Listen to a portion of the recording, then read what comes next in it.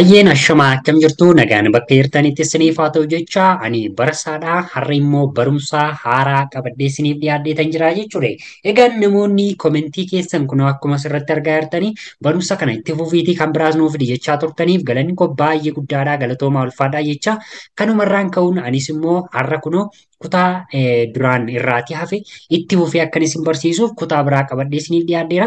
Yoo kallattumaan PDF yookiin immoo dokumentii ani irraa isin barsiisu kana barbaaddan illee YouTube kana jala waan jiruu fi jala deemtanii daawunlood godhattanii itti fayyadamuu dandeessu. Gayyoota keessaniif illee akkasuma qooduu fi ni dandeessu jechuudha. Viidiyoo kanas immoo Oromiffaan kan inni isin barsiisu Ingliffa Modal Verb kan jedhaman kana sababa ta'eef guutuusaa afaan dhageessaniin irraa hubattu Ingliffa kana bartu jechuudha. Namoonni YouTube kanaaf haaraa taatan jalqabuma osoo hin seeniin subscribe gochuun dagatiin sirriitti follow godhaa namoota baay'eef qooda Oromiffa guutuu Ingiliffa baay'ee kan irraati argattanidha. YouTube kuma 20 ol subscriberii kan qabu osoo wanta ta'eef jechuudha. Egaa anis immoo kallattumaan gaafa isinitti himaa deemu what are modal verbs kan jedhu kana yeroo darbe keessa isinitti meera maal akka isaan ta'an kuni viidiyoo darbe sana ilaaluu dandeessu. How do we use modal verb kan jedhu illee isinitti himeen ture. Foormii akkamii akka isaan qaban what are the forms of modal verbs kan jedhu kana isiniif kaasaan ture.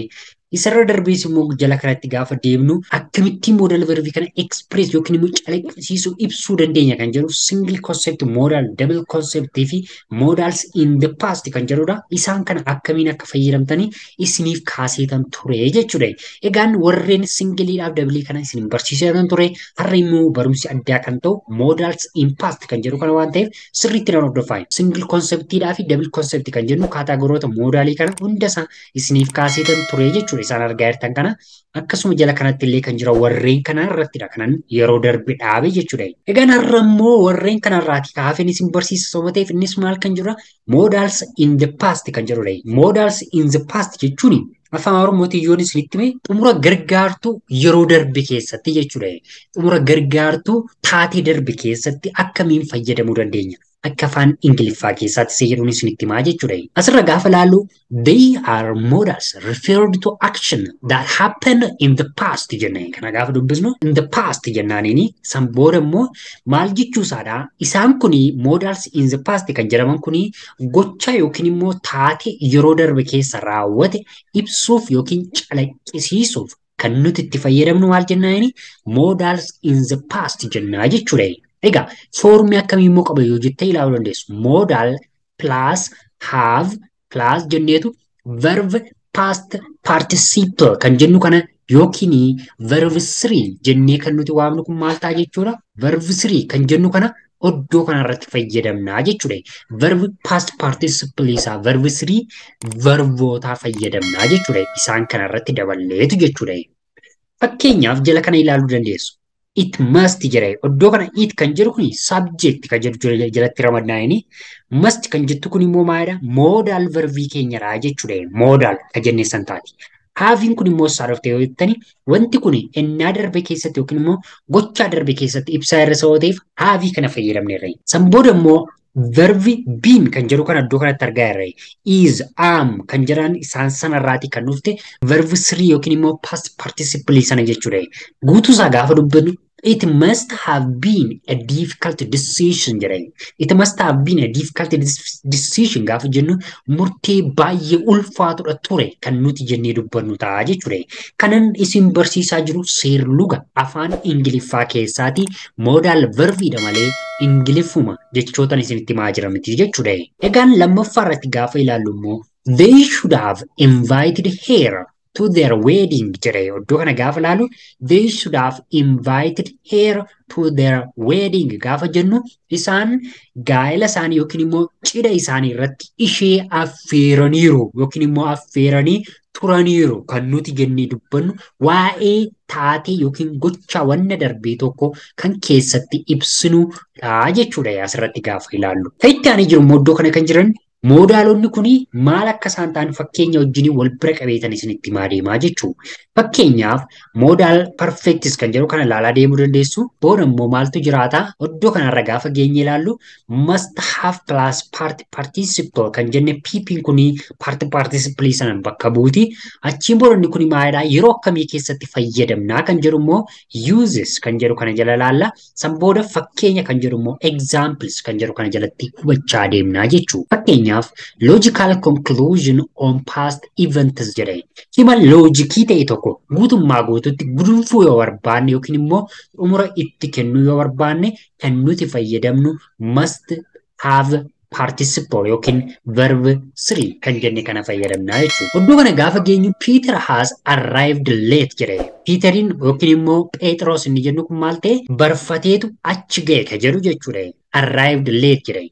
He must have been in traffic jam jedhee. Phexros barfatee achi ga'uusaadhaaf sababni maaltu jiraata jechuudha. Daandiin cufaa turuusaa konkolaataan daandiirra baay'achuusaadha kan nuti ibsinu. Traffic jam kan gaafa nuti iddoo kanatti jennu daandiirra konkolaataan heddummachuu ka jennudha. Daandiin konkolaataa baay'achuun cufachuu ka jennudha. He must have been traffic jam gaafa jennu bifa kanaa ta'a jechuudha. Kun ammoo maalidha? Bifa salphaa ta'een yaada keenya keessa kan jiru yaada loojikaalaa ta'e tokko inni yookiin karaa mattasoon bahin iyyuu manatti itti barfate ta'uu danda'a. Garuu nuti immoo gaafa hima kana gudunfinu yookiin gaafa hima kana xumurru maal jenne daandiin cufaa yookiin daandiin konkolaataa waan heddummateef karaarra ture isa jennee haasofnu jechuudha Phexros kun. Inni kan biraanii iddoo kana gaafa geenyu may yookiin immoo might kan jedhu kana jechuudha. Bakka must isa jedhu kana substitute gaafa goonu jechuudha. Inni kun immoo deduction on the past jedha. Wanni kun immoo isa olii wajjiniini inni kun wanta loojikii ta'edha. Inni kun immoo wanta gudunfaa wanna darbee tokkotti gaafa kennuudhaaf jennu maal jenna may yookiin might kan jedhu kana fayyadamuu dandeenya jechuudha. Joy may have taken the wrong train jedhee iddoo kana ilaalaa. Joy may have taken the wrong train yookiin immoo Joy might have taken the wrong train gaafa jennuun iddoo kanatti maal jechaara? Joonii daandii baaburaa dogoggora seene yookiin immoo baabura lakkoofsa dogoggoraadha seene ta'a kan nuti jennee haasofnu jechuudha. Joy might have taken the wrong train kan inni jedhu jechuudha. Train kan jennu kun baabura kan jennudha. Fakkeenyaaf Finfinnee keessa baabura tokko moo lamatu jira kanumas hin beektan magaalaa keessa ka deemu yookiin immoo baabura kan jennu daandii Finfinnee kaasee Jibuutii kan galu dirree qaxxaamuree ka deemu sanaatiin illee train jennaaniin afaan Ingiliffaa keessatti yookiin immoo afaan Oromootiin baabura jennaa jechuudha. Inni itti aanee dhufu immoo could have plus participle yookiin immoo verb 3 kana yeroo fayyadamnu jechuudha. Inni kun immoo maal jedha? Possibility to do something gone unfulfilled jedha. Wanni kun immoo hammamtaa wanna ta'e tokko hojjechuudhaaf yookiin immoo wanna tokko raawwachuuf kan nuti qabnu garuu immoo wanta guutuu hin taane tokko jechuudha. Fakkeenyaaf asirratti fakkeenya ilaalaa. You could have played better jedha. You could have played better jechuun sirriitti taphachuu qabda turte kan jennudha. Namni kun garuu sirriitti taphateera hin taphanne isa jennu jechuudha hiikni biraansaa. You could have played better gaafa jennu sirriitti taphachuu qabda turte yookiin immoo sirriitti haasa'uu qabda turte kan jennee haasofnudha jechuudha. Inni kun immoo yeroo negatiivii ta'u yookiin immoo negation gaafa goonu not kan jedhu fayyadamnaa jechuudha. Fakkeenyaaf certainty that something could have happened. Wanna tokko dhugoomsuuf wanni sun ta'uu dhiisuu isaa gaafa ibsinu ammas maal gochuu dandeenya? Couldn't have kan jedhu kana irratti verb 3 keenya fayyadamuu dandeenya jechuudha. Fakkeenyaaf he couldn't have passed because you hadn't studied enough jedha.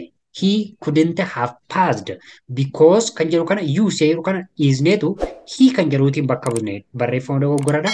He kan jedhuutiin kan nuti you kan jedhu kana bakka buunu guys. San booda maal jedha? He couldn't have passed. Inni qorumsa hin darbine sababni isaas maal jedha? Hadn't studied enough jedha. Sirriitti hin qayyabanne, sirriitti hin qo'anne kan jennee haasofnudha jechuudha. Kadhuma addaa iddoo kana irratti arginu immoo would have kan jedhudha. Would have plus verb 3 kan dagatiin. Desire to do something wanna ta'e tokko raawwachuuf fedhii qabaachuu kan jedhudha. Desire to do something gaafa jennu garuu jedha but gaafa jennu iddoo kana irratti san booda immoo impossibility to do it for external causes sababoota alaa adda addaatiin hojjechuu yookiin raawwachuu dhiisuu dadhabuu taasisuu hin danda'in hafuu isa jennu jechuudha. Sababa saniif desire to do something wanna ta'e tokko hojjechuuf fedha qabaachuu garuu sababoota adda addaa alaa namatti dhufaniitiin jecha wanna sana raawwachuu dhiisuu kan nuti jennu immoo would have kan jedhu kana fayyadamnaa jechuudha. Fakkeenyaaf ilaalaa baay'ee kan namatti toludha. I would have visited you si dhufee si dubbisuun qaba ture yookiin immoo si dubbisuutu narra ture kan jennudha kun. I would have visited you but I forget your address jira inni kun. I would have visited you but I forgot your address gaafa jennu dhufee si dubbisuun narra ture garuu teessoo keen dagadhe teessoo keen irraanfadhe kan nuti jennudha. Forget gaafa jennu irraanfachuu dagachuu kan jennudha. San booda immoo address yookiin immoo your address gaafa jennu immoo teessoo kee jechuudha. Normally address kan jedhu kuni teessoo jenna. Adiraashaa isa jedhamu akka afaan Amaariffaa keessatti jechuudha. Kabiraan immoo iddoo kana gaafa geessanii should jedhee kee ought to kan jedhuu fi have verb dhumarra fayyadamnaa jechuudha. Inni kun hunda isaaniirraa kan adda isa taasisu maaltu jira? Infinitive to kan jedhu kana iddoo kana keessatti fayyadamnee jirra moodaalii keenya irratti jechuudha. Should have kan jedhu kana yookiin immoo ought to kan jedhu kana fayyadamnaa jechuudha. Ought to kan jedhu kana. Fakkeenyaaf iddoo kanatti ilaalaa lament on something that should have been done wanna ta'e tokkorra deddeebi'anii irra gangalachuu yookiin immoo wantuma sanaatiin yaadaan qabamuu kan ibsu jechuudha. Wanta darbe tokko jechuudha kun. You should have warned me earlier jira. Fakkeenyaaf ilaalaa kana. Wanna darbe sana maal gochuu irra deddeebi'anii qalbiin itti qabamuudha. Wanti kun kan inni isinitti ibsaa jiru jechuudha. Lament on something gaafa jennu wanna tokko irra deddeebi'anii yaada ofii keessatti hambisuu gaafa jennudha. San booda you ought to have warned me gaafa jennu ati na akeekkachiisuu qabda turte yookiin immoo ati wanna kanarraa na eegsisuu akka nuuf eeggadu na taasisuu qabda turte dursitee isa jennudha. Earlier gaafa jennu kana wanna tokko dursanii jechuudha. Sababa saniif egaan isaan kun akkaataa kamiin akkasi moodaalota perfektii ta'an kana fayyadamtanii keessatti of ilaaltee yeroo ta'u namoonni haga ammaatti gaaffii qabdu taatanii komentii irratti barreessaa. Gaaffiin qabdan taanaan immoo kallattumaatiin kan itti aanutti isin dabarsaa jechuudha. Kan itti aanu kun immoo maalidha yoo jettanii akkuma asirratti argaa jirtan kana maal jira? Modals like verbs jedha. Warreen modal like ta'an isaan kun immoo a few verbs which often serve as modals too. Jechoonni yookiin immoo xumuroonni kanneen biroon illee akka modaaliitti kan tajaajilan ni jiru.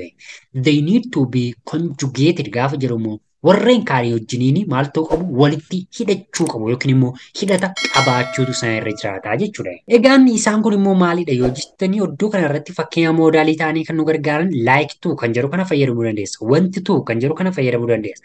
Need to kan jedhu kana illee akkasuma. Have to kan jedhu kun illee akkasuma. San booda isaan kana gaafa fayyadamnu fakkeenyaaf like to kan jedhu kuni maal keessattidha kan inni nu fayyadu jettani enjoy wanta tokko jaallachuu wanna tokko irratti fedhii qabaachuuf gaafa ibsinu jechuudha. Enjoyment yookiin immoo gammachuutti qabaachuu gaafa ibsinu.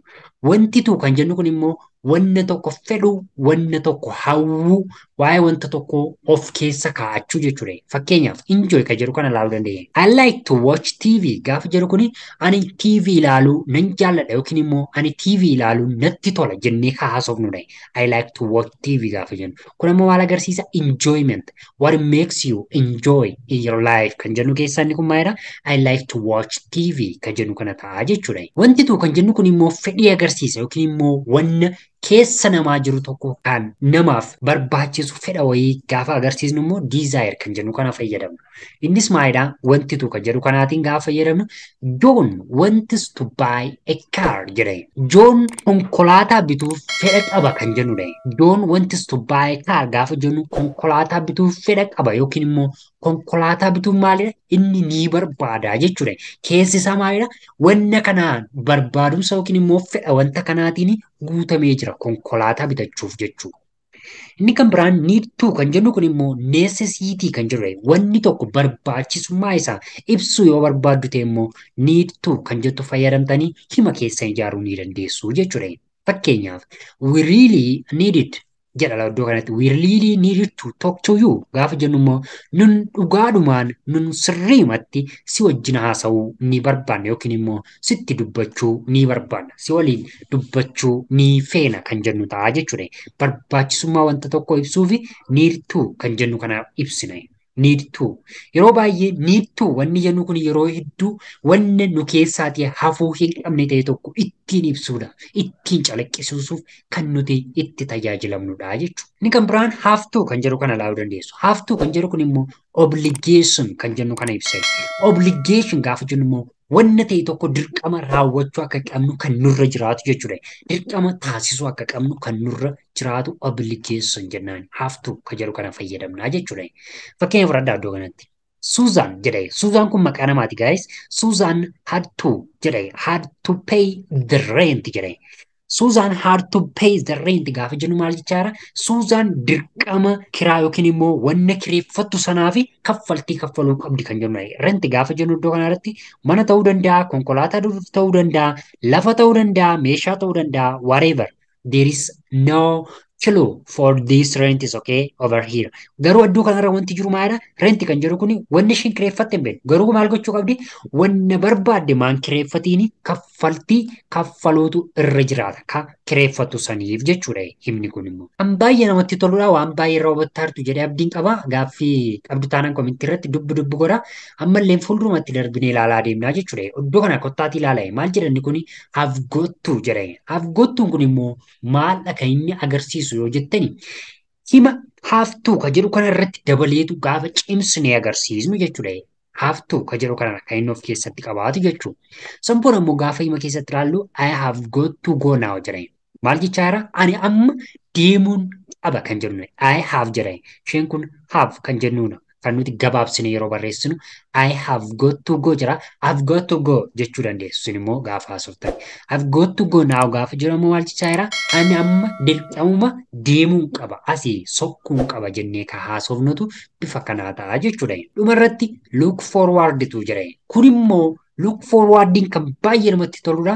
Iddoo kanarratti wanna fuulduratti karoorfame tokko ibsuudhaaf calaqqisiisuudhaaf gaafa hima keenya miidhagsinee barreessinu hawwii guutuudhaan fuulduratti akkasiin ta'a jennee gaafa ibsinu kan nuti itti fayyadamnu look forward to jedhama. Fakkeenyaaf iddoo kana laa'e I look forward to seeing you again. Lammataa deebi'ee si arguuf abdiin qaba yookiin immoo lammataa si arguudhaaf nan abdadha kan jedhudha. Wal argina fuulduratti kan jedhu tokko gaafa ibsinu I look forward to seeing you again. Lammataa si arguufi fuulduratti abdiin qaba wal argina kan jennee akka afaan Oromoo keessatti haasofnuuf dubbannu ta'a jechuudha. Kanarratti aansuudhaan immoo fuulduratti gaafa laallu gaaffiiwwan wayii qabdu gaaffiiwwan kana normaalii deebiin sana jalaa mul'atee jira. Garuu rakkoon qabu maaf akka inni mul'ate jennee isinitti hime achiin booda almost gaaffii ishee kana hojjenna barumsa guyyaarraa guutummaa isaa maal goona hin goolamna hin xumurraa jechuudha. Yoo gaaffii kana bal'aasaas barbaaddanii PDF kanas yoo barbaaddanii viidiyoo kana jala nan isiniif kaa'aa kallattumaan viidiyoo kana jala deemtanii daawunlood godhachuu ni dandeessu jechuudha.